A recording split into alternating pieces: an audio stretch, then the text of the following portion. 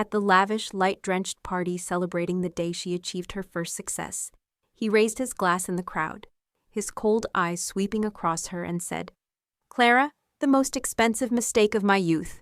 She smiled, but it was a deathly smile. Inside, every shard of her pride had shattered beyond repair. This story does not begin with a vow, but with a public humiliation. And it will end with an empire called Second Wind. And this is how she turned her pain into the power to rebuild herself. Before we begin this story, let me know where you are listening from in the comments below. My name is Clara Whitman. I'm 36 years old. And what I'm about to tell you today will forever change the way you see your own family. The champagne flute in my hand trembled, not from the cold, but from something deeper. A kind of silent fury that coils in your stomach and waits. I stood near the far wall of the ballroom, where the light dimmed just enough to hide the cracks in a face that smiled too often for too many years. Around me, the Houston elite were awash in glitter and self-importance, sequins glinting like armor, laughter sharp as broken glass, conversations full of mergers and board seats and beach houses they'd never visit. I tugged the sleeve of my navy blue dress. It didn't fit quite right, a little too tight at the ribs, a little too short in the arms. It wasn't even mine. It had belonged to Daniel's mother, passed down to me like a family heirloom, as if wearing it would make me belong. I caught my reflection in one of the tall, gold-trimmed mirrors between two crystal sconces. The woman staring back didn't blink. Her smile was painted on like porcelain, but her eyes gave her away. "This isn't my dress," I whispered. My voice vanished into the music. "This isn't even my life." And in that tiny, unspectacular moment, something cracked. Daniel took the stage. His name echoed through the ballroom, followed by thunderous applause. I watched him climb those steps like a king returning from conquest. He adjusted the microphone with one hand and straightened his tie with the other. The lights loved him. They always did.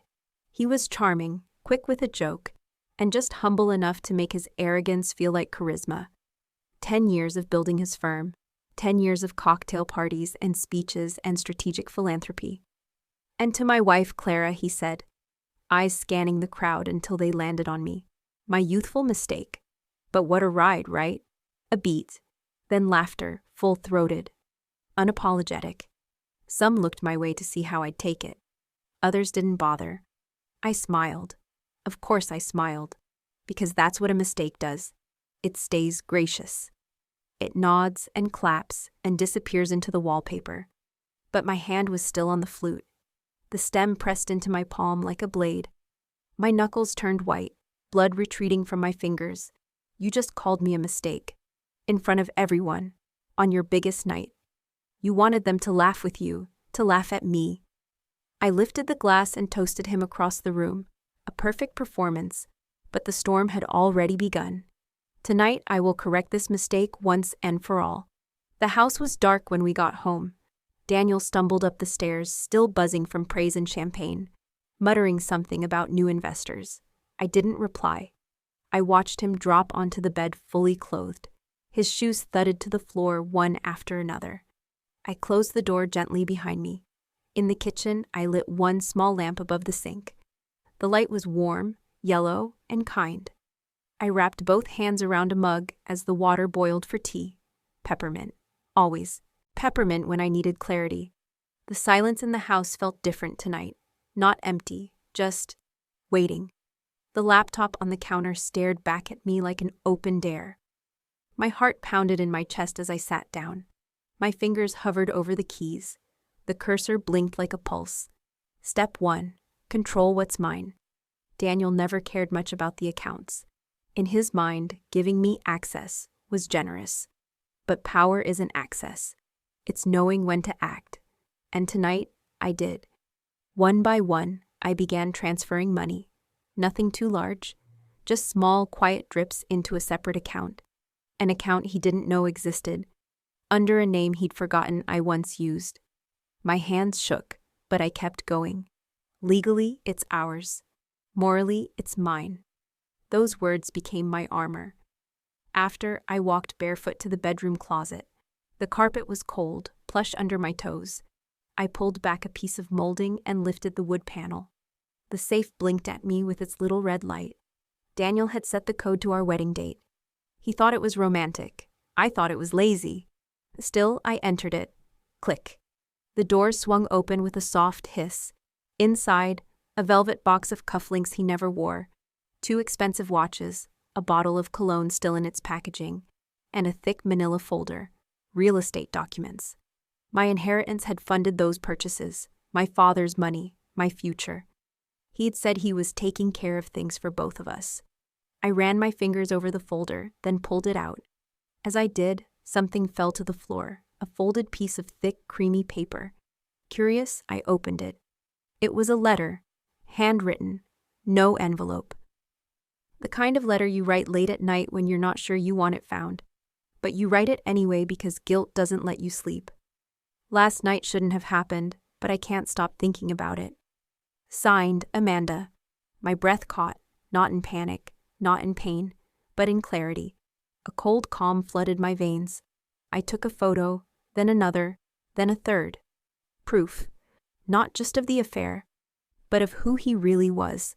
I stood in front of the mirror in the bathroom. My eyes were sharp, alert. My skin looked pale but alive. I uncapped the lipstick, red, deep like blood. I'd worn it once to a gala before he told me it was a bit much. I pressed it to the mirror. The scent was bitter, almost chemical, but I welcomed it. Mistake corrected. 3 words, just enough. I left the lipstick uncapped on the sink, slid the wedding ring off my finger. It didn't clatter when it hit the counter. It just rested. Quietly, finally. Beside it, I placed a note, folded once, written in my smallest, neatest script. Thank you for freeing me. I stepped out of the room. I didn't take anything with me, not even the peppermint tea. The only thing I carried was the silence, but for the first time in years, it wasn't empty. It was mine. The clock on the microwave blinked. 3:07 a.m. The house was asleep. The kind of sleep that only money and arrogance can afford. Thick, self-assured, and completely unaware. Daniel was snoring upstairs. Not the light, rhythmic kind, but the guttural rasp of someone who drank too much and believed too little could ever touch him. I stood barefoot on the cold tile floor of our kitchen, the soft hum of the refrigerator, the only sound in the room. Steam curled up from my mug of peppermint tea, fogging my glasses slightly. I didn't wipe them. I needed the blur. It softened things. Tonight wasn't a night for clarity. Not yet. Clarity came after action. I set the mug down quietly and pulled my laptop toward me like a weapon. I had practiced this moment in the quiet hours for years. Not in action, but in thought. Like an escape plan I never thought I'd use. Until now. My hands hovered over the keyboard. I flexed my fingers to stop the shaking. It didn't help much. This isn't revenge, I whispered. It's reclamation. The glow of the screen lit up my face. I opened the financial dashboard, joint accounts, trust accounts, residuals from Daniel's last 2 projects. He always said we didn't need separate finances. It was old-fashioned and a sign of mistrust. What it really meant was, I never had control. Only access. Tonight that changed. I started with the simplest transfer. $2,000 to a personal account under my maiden name. Then another, $4,800. I waited. Nothing triggered, no security alerts. Daniel hadn't even set up 2-step authentication. Typical. The screen was silent. The numbers changed. I moved faster now, but deliberately, small, irregular amounts. Just enough to seem like normal vendor fees or project reimbursements. The adrenaline made me lightheaded, but I kept sipping tea to anchor myself. I repeated it with each transfer. Legally, it's ours. Morally, it's mine. It wasn't about the money. It was about what the money had become. A symbol of the life I had subsidized, the comfort I had constructed, and the silence I had bought for too long. Each click was a match struck in the dark. Each confirmation email that dinged into the hidden inbox was a brick pulled from the wall of our marriage. By the time I reached the final account, the investment portfolio tied to his firm, I paused. This wasn't just money, this was power. I hesitated, not from fear, from grief. It was like touching the urn of someone you once loved and realizing you feel nothing. I hit transfer. It was done. I walked to the hallway closet and knelt in front of the safe again. The sound of the carpet under my knees, the subtle creak of the floorboard, all of it etched itself into my memory like the soundtrack of a quiet rebellion. I keyed in the wedding date again. The irony burned. Inside the safe, I retrieved the letter from Amanda, the property deeds, and the backup hard drive I had placed there months ago. Instinct, maybe, or just the remnants of a woman who had once believed in insurance. This time, I noticed something new. A photograph, folded. It was of Daniel and me, taken on our honeymoon in Santorini. We were laughing. I was tanned, windblown, and barefoot. He had one arm around me and the other holding a bottle of white wine. I stared at the photo for a long time, not with nostalgia, but with something close to pity. That woman in the photo, she didn't know that love could sour without warning. She didn't know silence was its own kind of betrayal. I put the photo back. I didn't need it. What I needed now was an ending. I returned to the bedroom. Daniel hadn't moved. One leg was dangling off the bed, his mouth slack. He looked younger in sleep, less cruel. But it wasn't real. It never was. I walked to the bathroom, turned on the light. The lipstick was still there, waiting for me. I looked at my reflection, no longer blurred. This time, I didn't write on the mirror. I didn't need to. Instead, I opened the drawer and pulled out the red lipstick again. The same one he said made me look like I was trying too hard. I uncapped it and held it like a pen. Then I stepped out into the hallway, walked down the stairs, and paused in front of the large floor mirror in the foyer, the one he insisted on buying because every home needs a statement piece. I pressed the lipstick to the glass. In slow, deliberate letters, I wrote, "Mistake corrected." The words looked beautiful in crimson, like blood-turned art. I stood back and looked at them, felt nothing but peace. Upstairs, I placed the ring in a black velvet box, the one the cufflinks came in, and wrote a single line on a note card. "Thank you for freeing me." I folded it once, slid it inside. Then I packed one small bag. I didn't take much, just the essentials, my passport, my laptop, a sketchbook I hadn't used in years, and one old photo, not of us, but of a building I once designed in college. The sun was beginning to rise. The sky was a bruised pink, like the soft aftermath of something violent but necessary.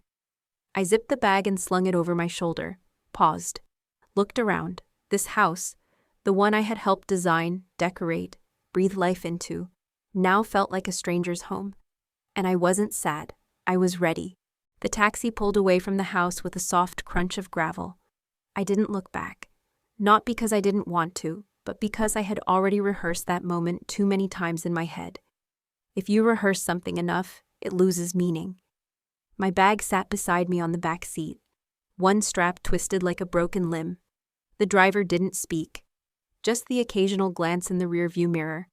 The way people do when they know someone's running, but they don't want to ask why.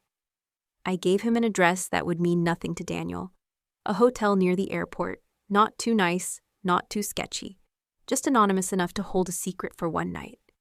Inside the room, I dropped the bag and collapsed onto the edge of the bed. The air conditioning buzzed. The sheets were stiff. There was a painting on the wall of a field no one had ever visited. The kind of art designed to be invisible. I stared at the ceiling. For the first time in a decade, no one knew where I was. Not Daniel, not his assistant, not even me.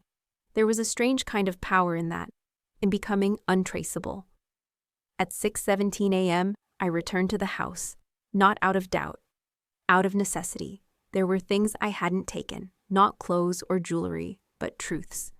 Things left behind that needed to be faced, not packed. The key still worked. Of course it did. The alarm chirped twice as I entered, and I disarmed it with the same code Daniel had used for everything, 0724. His birthday, never mine. The house looked different in morning light. The shadows were longer, more honest. It didn't feel like home anymore. It felt like a crime scene. I went straight for the safe. My knees ached as I crouched. A small throb reminded me I wasn't used to this anymore. Kneeling, waiting, enduring. The code worked. The door clicked open. The folder was still there, the one with the real estate deeds and contracts. I opened it fully this time. flipping through pages that once represented security, legacy, partnership. My name was there, embossed in black ink. But I hadn't signed half of these. Daniel had forged the signatures, or had his legal team do it, for efficiency. I knew it in my bones. He used my inheritance, my father's last gift to me, and turned it into a monument to himself. I set the folder aside and reached for the velvet cufflink box. But there, underneath it, I found something heavier. An envelope, thick ivory paper, the kind that made you feel its weight before you even opened it. Embossed with gold trim. I already knew what it was. I pulled it out carefully. My hands weren't shaking this time. On the front, in Daniel's handwriting, Amanda. I sat cross-legged on the floor. The tile was cold and unforgiving beneath me. Inside was a letter, handwritten, not typed. The curves were elegant, romantic. Too many flourishes. A woman trying to impress, not just confess.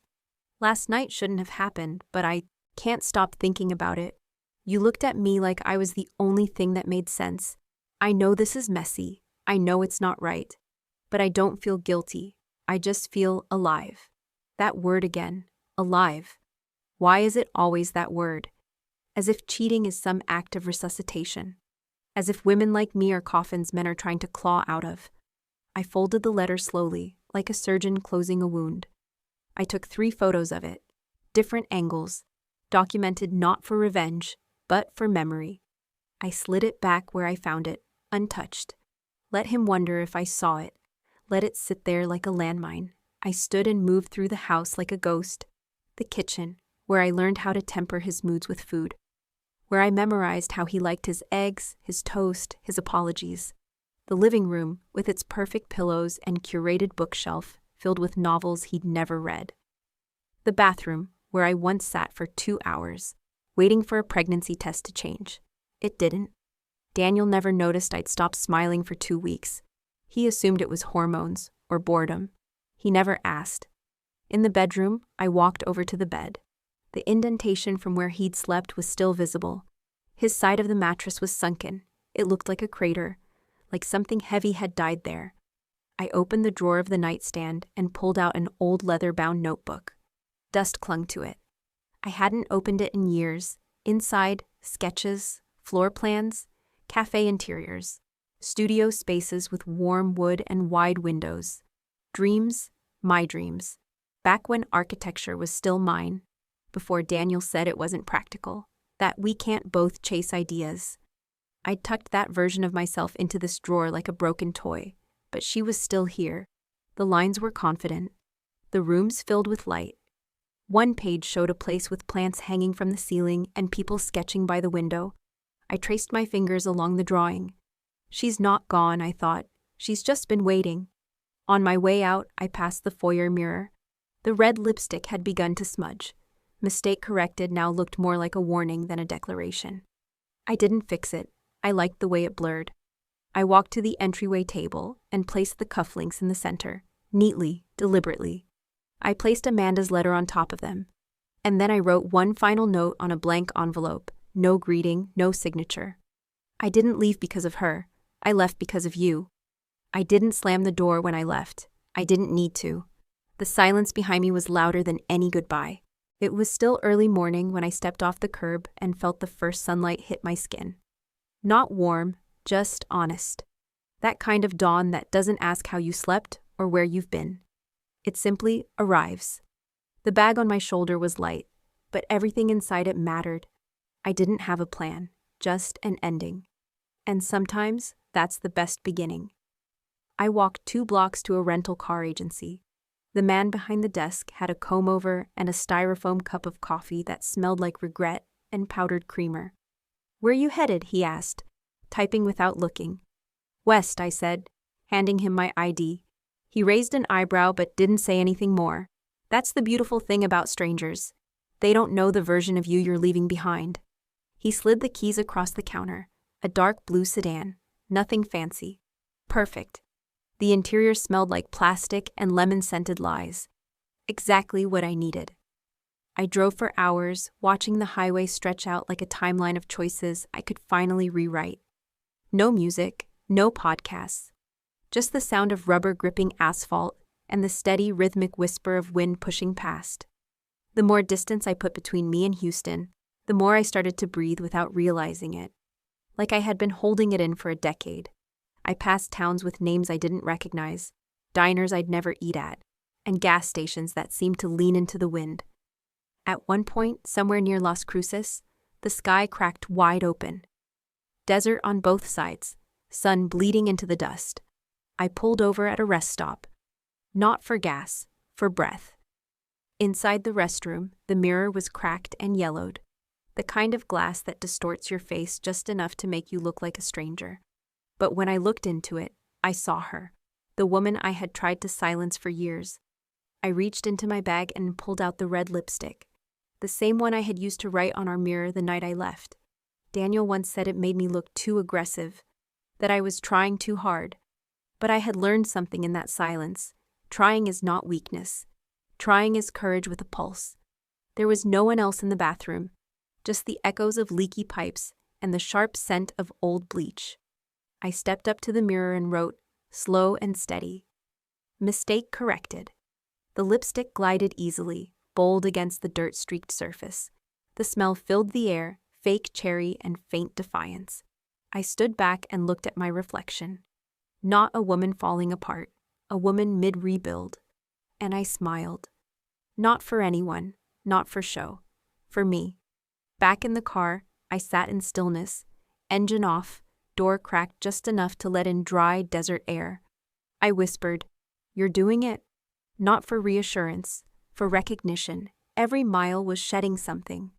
The quiet apologies, the self-corrections, the bruises he never saw but caused.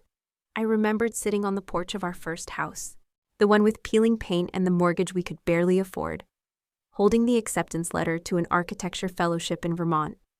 It was small, competitive, and I had earned it. I had been so proud.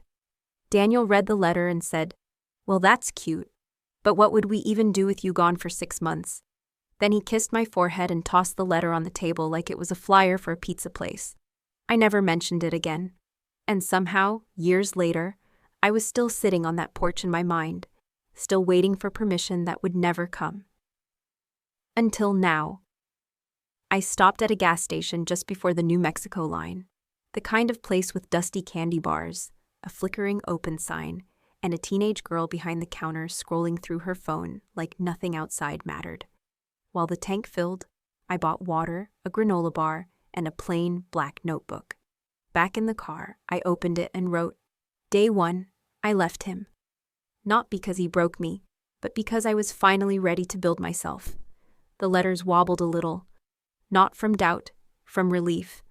Then I drove on. No GPS, just instinct.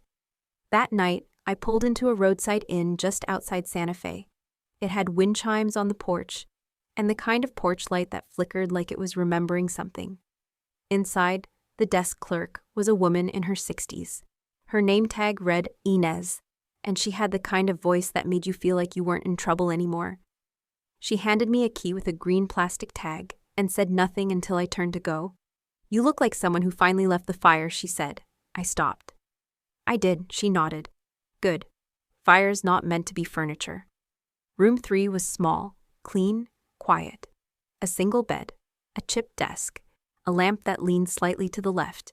But to me, it felt like sanctuary. I dropped my bag and went straight to the bathroom.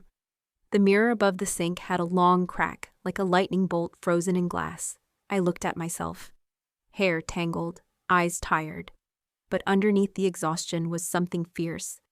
I didn't reach for the lipstick this time. I didn't need to. I opened my wallet, pulled out a faded receipt, and scribbled a letter I would never send. "Daniel, I hope you learn to hear silence the way I had to. I hope one day you feel the absence of someone who never truly asked to be seen. And realize what it cost you, what it freed me from." I slid the paper into the drawer like a tiny burial. Then I turned off the light, crawled under the sheets, and let the quiet hold me like it meant it. And for the first time in years, I slept. Without waiting for anything to explode. Without apology. Without fear. Just sleep. I watched the morning sun stretch across the sky like a soft exhale. The world didn't feel brand new, just quieter. Quieter in a way I could finally hear myself think again. I stood by the window of the small room, sipping cheap motel coffee out of a paper cup, watching dust float through beams of light. I'd barely spoken a word aloud since I left Daniel, and oddly, I didn't feel lonely. I felt weightless. The motel's walls were thin. I could hear someone watching TV 2 doors down. The low hum of a game show, muffled cheers. Somewhere outside, a bird screamed like it hadn't made up its mind if it was singing or warning. My bag sat on the bed, zipped up and ready. I had booked the flight last night using a card Daniel didn't know I kept. One final withdrawal. One final goodbye to his world. Flight 1437 to Santa Fe. Boarding 11:20 a.m. That ticket was more than a boarding pass. It was permission. Permission I no longer needed, but took anyway, like a formality for the old version of me. At the airport, I stood in the security line, gripping my carry-on like it was armor. I half expected someone to tap my shoulder and say, "You don't belong here, go home." But no one did. No one even looked twice. I had been invisible for so long in my marriage. I forgot invisibility could also mean freedom.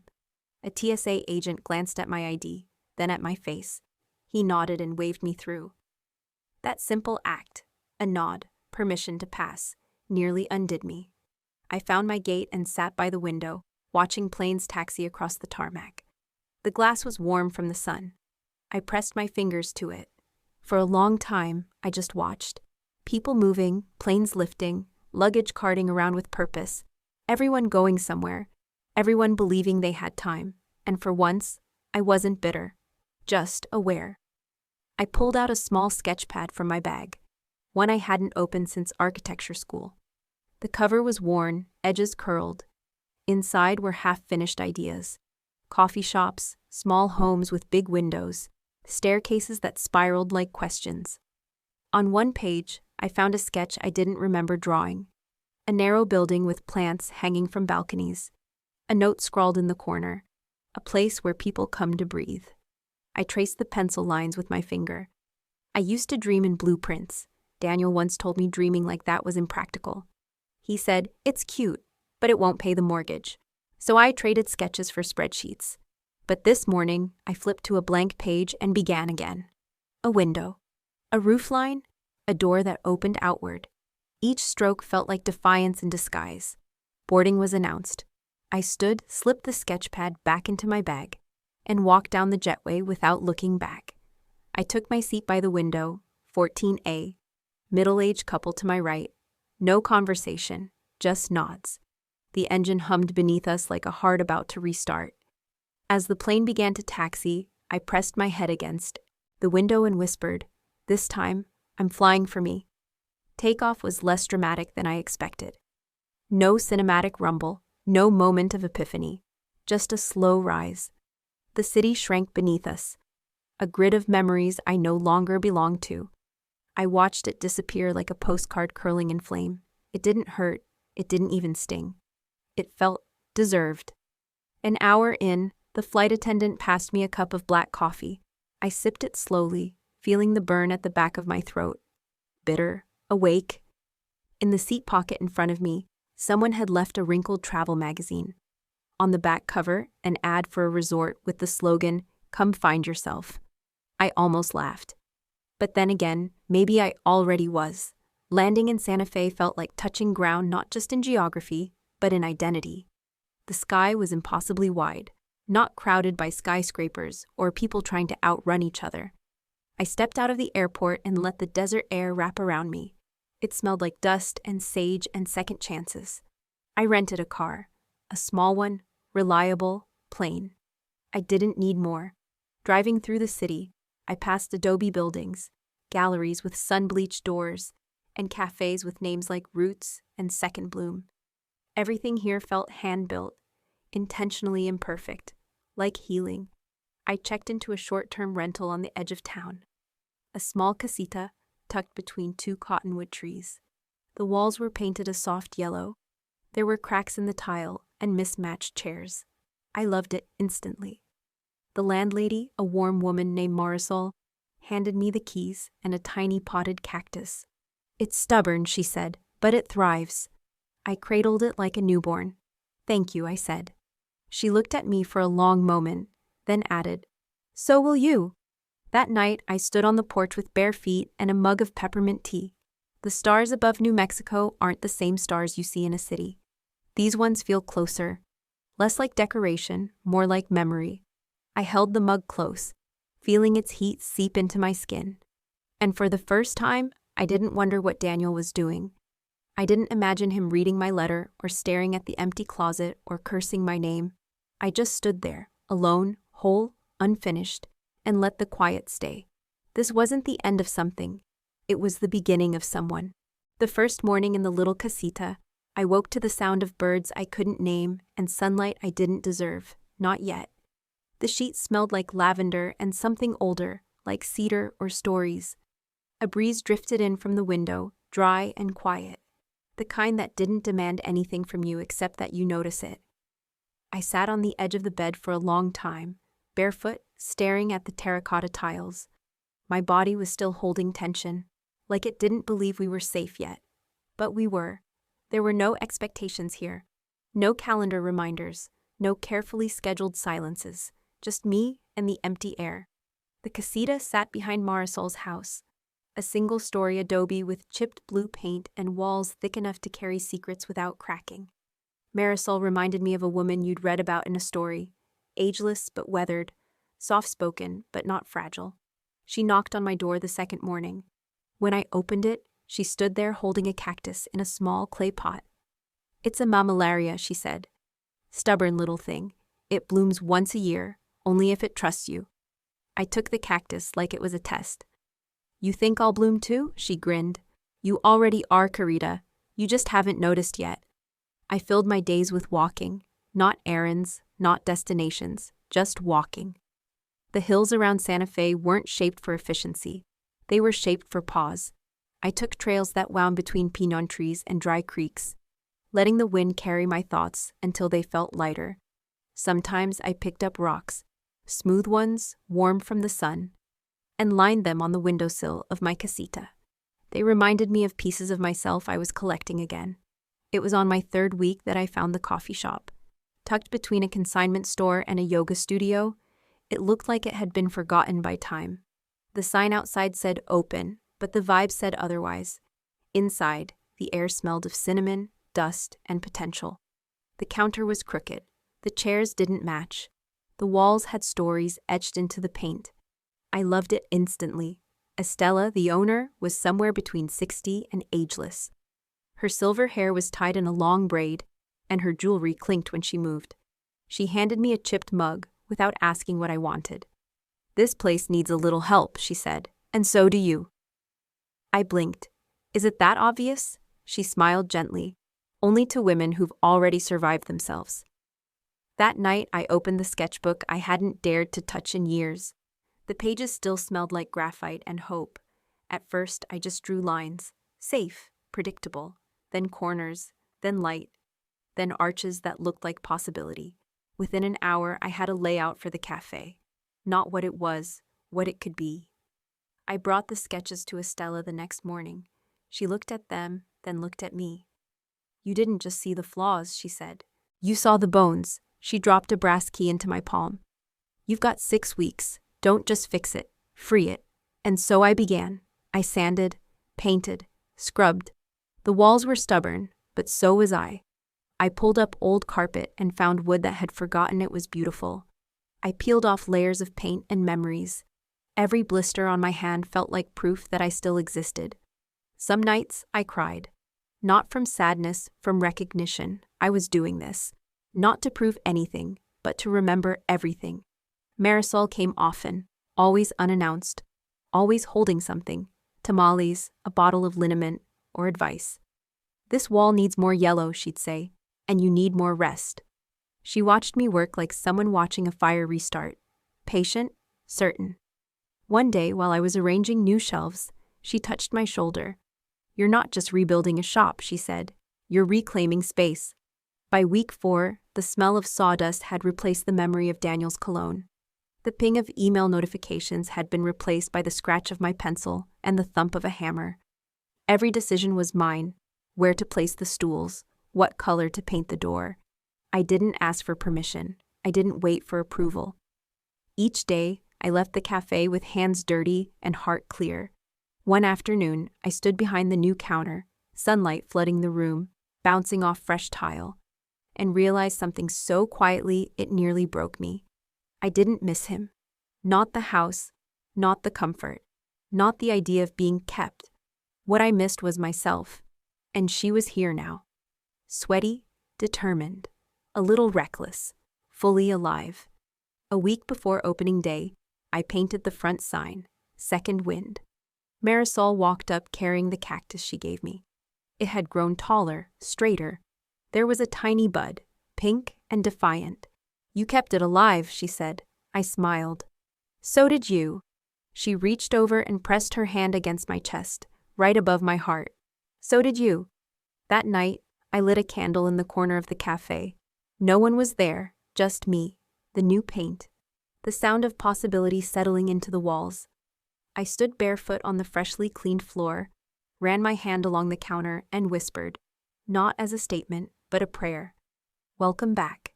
I didn't hear from Daniel for 26 days. Not a call, not a text. No pleading voicemail or sudden apology wrapped in expensive flowers. He didn't chase. He didn't scream. He didn't even ask where I'd gone.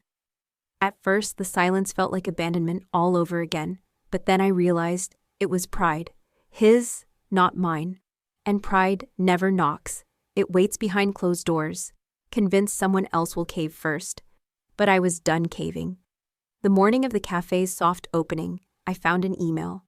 Subject line, "Can we talk?" From Daniel Whitman. Sent, 2:14 a.m. I didn't click it. I didn't rush. I poured my coffee like any other morning, sat on the back step of the cafe, let the mug warm my hands, and let the high desert sun kiss my skin. When I did open the email, the first thing I saw was a photo. The foyer of our old house. Empty. The mirror was clean, no trace of lipstick.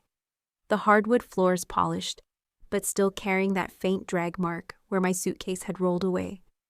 Underneath the photo was a message. "I don't know what to say. I came home and you were just gone. You took nothing, but it feels like everything left with you. The house is too quiet. I walk past rooms and expect your music, your tea, even the way you laughed at shows I hated. I thought we were okay. Maybe not happy, but functioning. I didn't know you were building an exit. I didn't know you could." He signed it simply. D. No apology, no request. Just that quiet panic of someone realizing what absence actually means. I didn't reply, not that day. I went downstairs instead. I unlocked the front door. I turned the sign. The little bell above it chimed, soft and unsure. Like even it wasn't sure I was ready, but I was. A woman in her late 50s came in first, wearing a red shawl and lipstick that said she hadn't given up on her own fire. She looked around slowly, as if recognizing pieces of herself in the space. "Feels like it's been waiting for me," she whispered. I smiled. "It's been waiting for all of us." Estella arrived with her bangles clinking.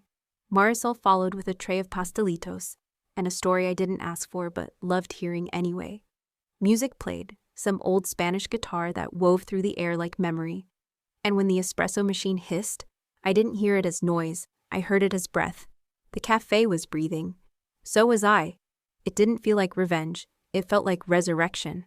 That night, after the last customer left, and chairs were stacked like sleepy children, I sat at the corner table, opened my laptop, typed slowly, paused often, chose honesty over venom. Daniel, mistakes aren't always loud. Sometimes they sleep beside you day after day. Sometimes they show up wearing wedding rings and birthday suits and business smiles. I was one of them, so were you. But the bigger mistake wasn't what we became. It was how long we pretended not to notice. You didn't lose me the night I left. You lost me the 100 nights before, when I needed to be seen and you looked through me instead. Mistakes can be corrected. I already have. Please don't write again. I hit send.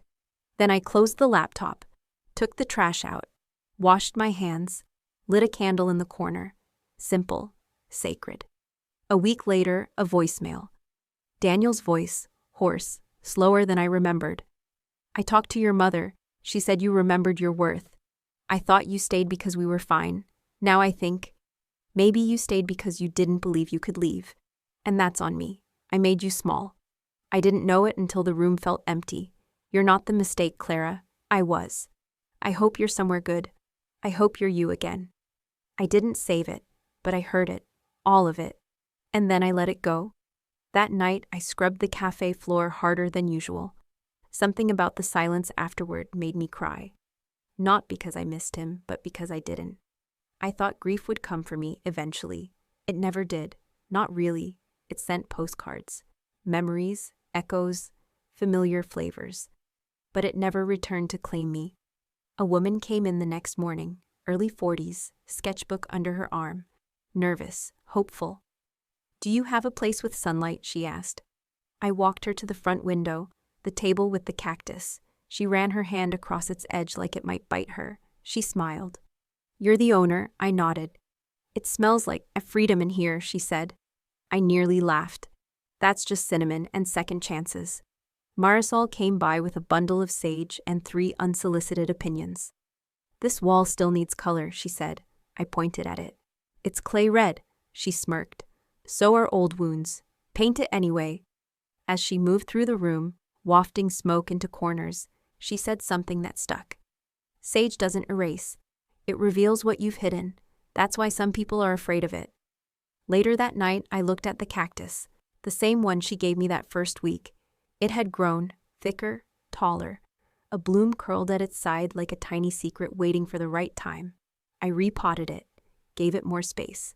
Then I did the same for myself. Took the long way home, let the windows down. Sang along to a song I used to love but had stopped allowing myself to feel anything for. At the stoplight, I thought about that word my mother gave him. Worth. Funny how someone else had to say it for him to hear it. Funnier still how long I'd lived without believing I had any. Now I wore it like perfume. Subtle but unmistakable. The kind that doesn't announce itself but lingers.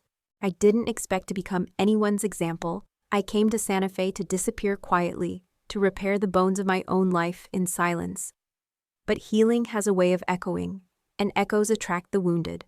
The first invitation came in a linen envelope, hand-delivered to the cafe. It was addressed to me, handwritten, soft curves in black ink, as if someone had spoken my name aloud while writing it. I opened it with fingers still stained with turmeric from Marisol's stew. "You're invited to speak at Women Reclaiming Dreams, a gathering of those who've dared to begin again." At first, I laughed. Me? A speaker? What would I say? "Hi, I'm Clara.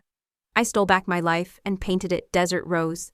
Here's how to walk away from a man who never really saw you," with a cactus and a carry-on. But I couldn't throw it away. The card sat on the cafe counter for 3 days, right beside the cash register, daring me to see myself the way someone else now did, as someone who'd survived and had something to say about it. The event took place in an old community center just outside of downtown. The kind of place where linoleum floors carry generations of spilled secrets and folding chairs become pews. The room buzzed with a quiet hum of resilience. Women in their 30s, 40s, 60s. Some wore business suits, others wore grief like perfume. Most had notebooks, all had stories. When they introduced me, I stood behind a mic that squeaked, cleared my throat, and forgot half of what I'd planned to say, so I spoke plainly. I used to think that staying small was noble, that sacrificing my dreams for someone else's success made me strong. But one day I looked in the mirror and realized I didn't recognize the woman looking back. She wasn't angry, she wasn't bitter, she was empty. And emptiness is loud, so I left. Not for revenge, not even for freedom. I left because I was dying in pieces and wanted to see what it might feel like to come back whole. I didn't cry, but someone in the third row did. And when it was over, they didn't clap politely. They stood, one by one, as if reclaiming their own ground beneath them. After that, the messages started coming in. Not fan mail, not admiration, but questions. Gentle, desperate questions. How did you know it was time? Wasn't it terrifying? How do you trust yourself again? Can you forget what they did to you? Do you ever stop feeling like a failure?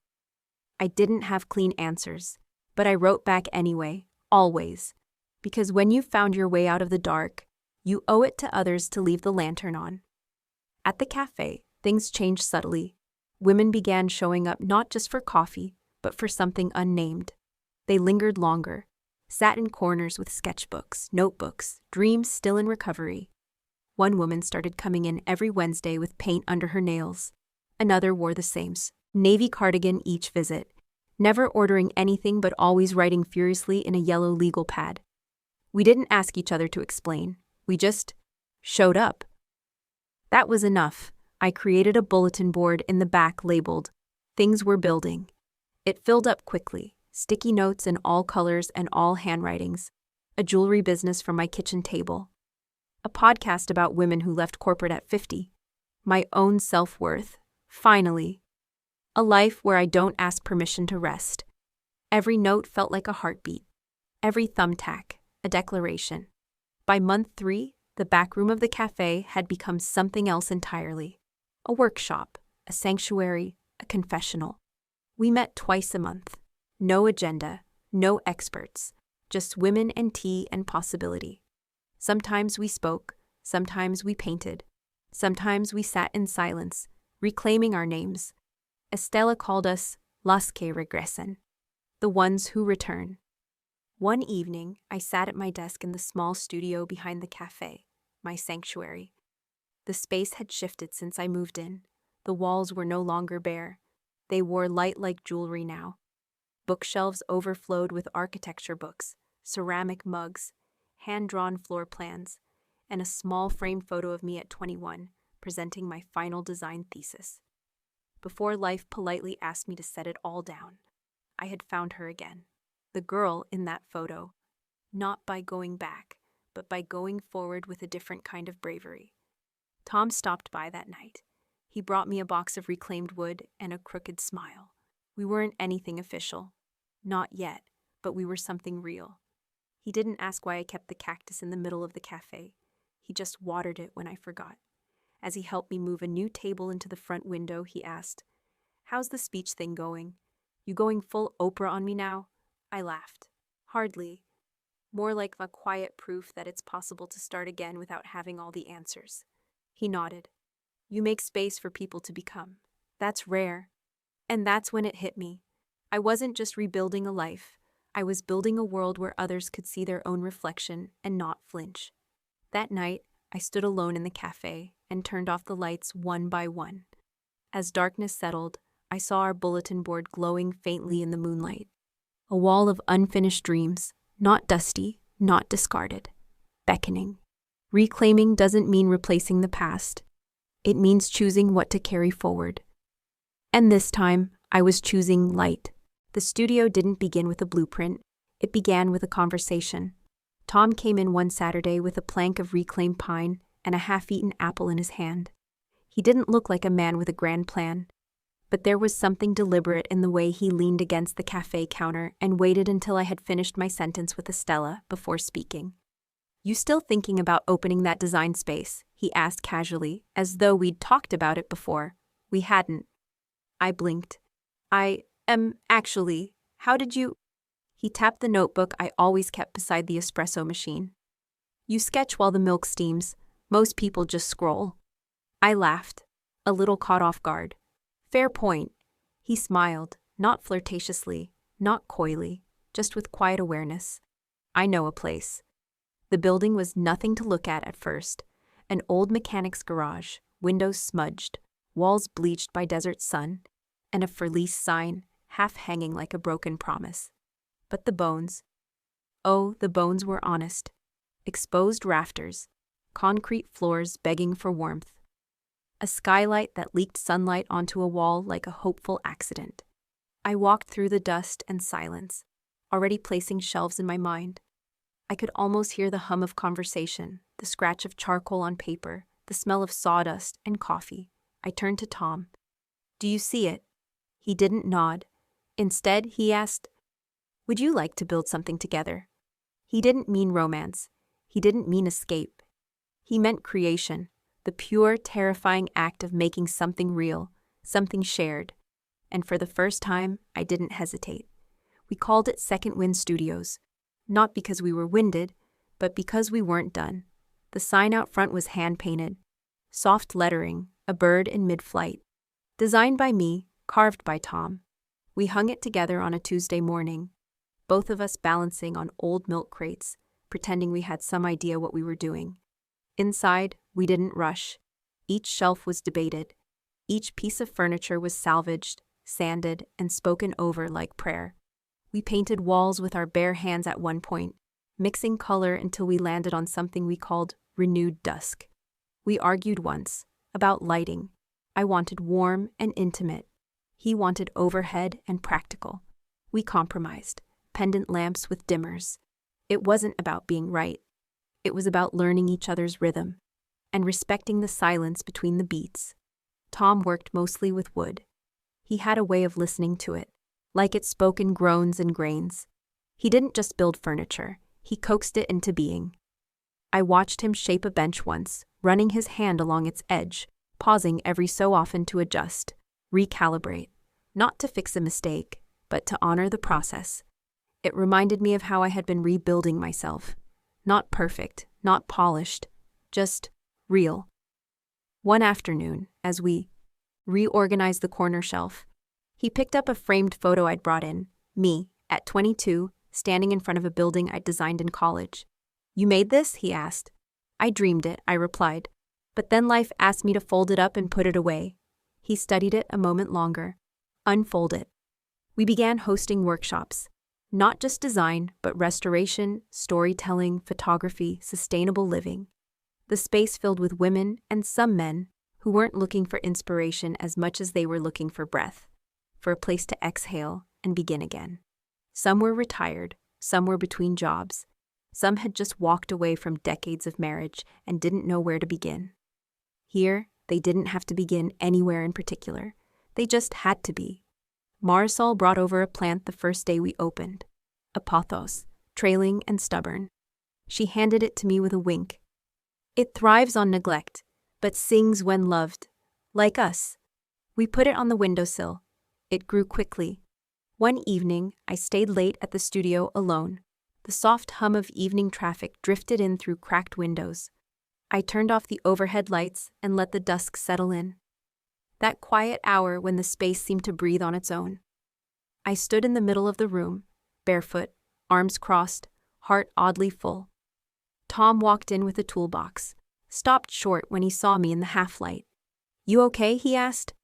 "Better than okay," I said. "I think I'm proud." He set the box down and joined me at the center. We didn't speak for a while, just stood there, two people who had known ruins and decided to build anyway. Then he said softly, "You know what I like most about this place?" I shook my head. "It's not afraid to change, and neither are you." We didn't talk about forever. We didn't talk about titles. What we had wasn't built on declarations. It was built on presence. Every day he showed up. Every day, so did I. Sometimes that's more romantic than any ring.